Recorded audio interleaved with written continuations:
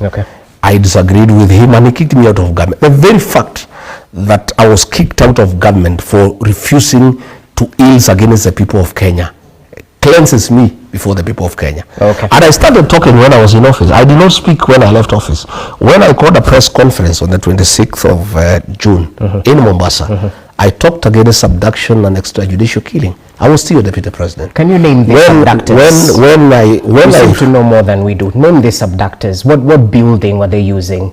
Because you drop hints. No. I said in that press conference, the abductions were being done by the National Intelligence Service. I said so. What building? The buildings are there. Which one? You know, what I didn't want, there are some safe houses.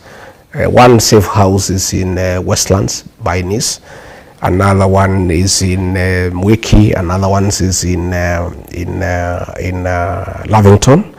And there's a commercial building in town. I didn't want to mention it because it's a commercial building and it would ruin their businesses. But it's for you guys to do your investigations.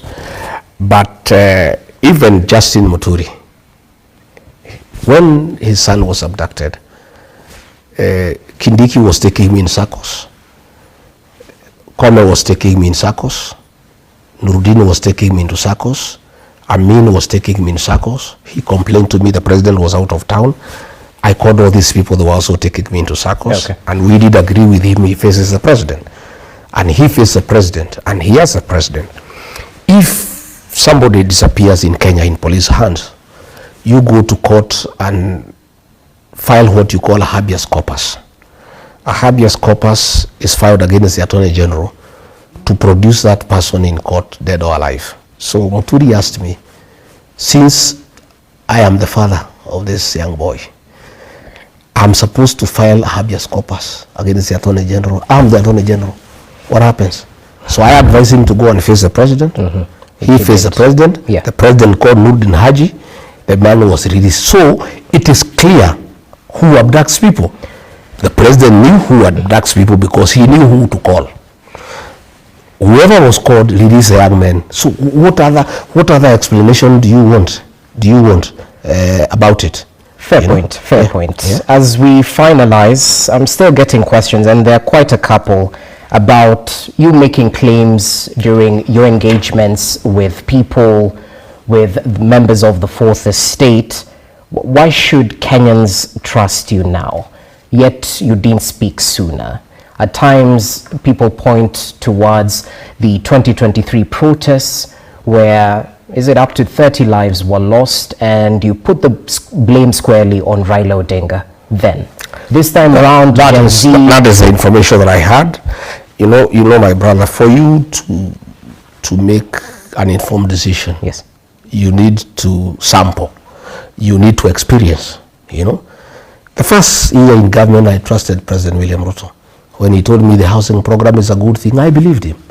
Until later on, I realized it's a business enterprise for creating opportunity for people in government to sell cement, to sell steel and mabati as proxies to companies that provide these things.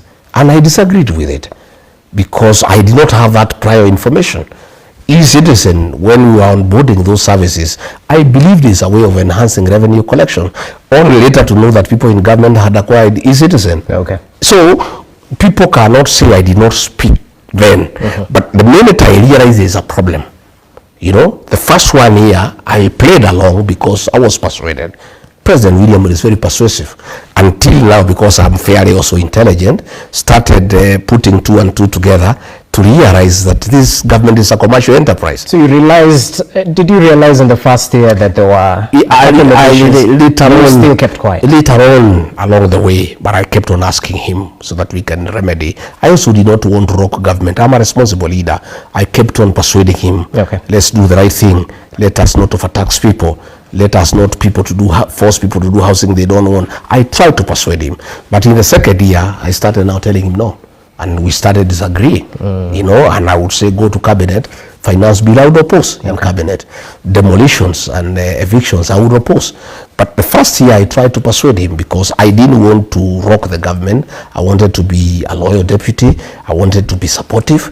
But when I realized that the government is against the people of Kenya and it's a commercial enterprise, everything in this government is about deals, you know. There is no decision that is made without a commercial interest, including our foreign relations. Did you make these deals yourself? I made no deal. I would like somebody to say, regarding Gachagua did this one deal. Are you a bitter man? I have no bitterness at all. But I carry people who are bitter. I have many people who are bitter with me. My community is bitter with me. They are learning, they are forgiving me slowly, but many are not able to forgive me. Okay. Because I came and said, William Ruto is a good man. They asked me, do you trust him? I said, yes. Have you made sure our interests are taken care of? I cheated them, yes. Because I believed him, I trusted him.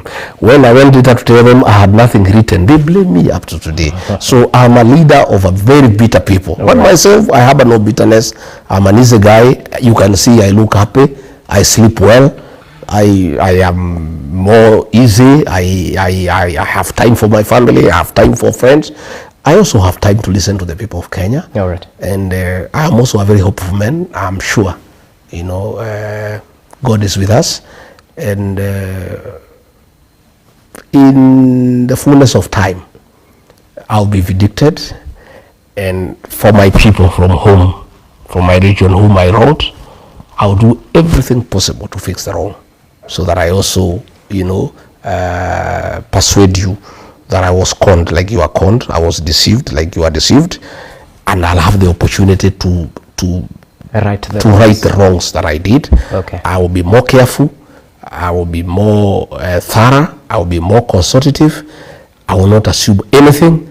I will treat everybody as a suspect until proved otherwise, so that we don't make wrong decisions that can put our country where we are. Well noted. As we finalize, speak to the nation, those who are yearning for solutions due to the predicaments they're facing in the Kenya Kwanza government.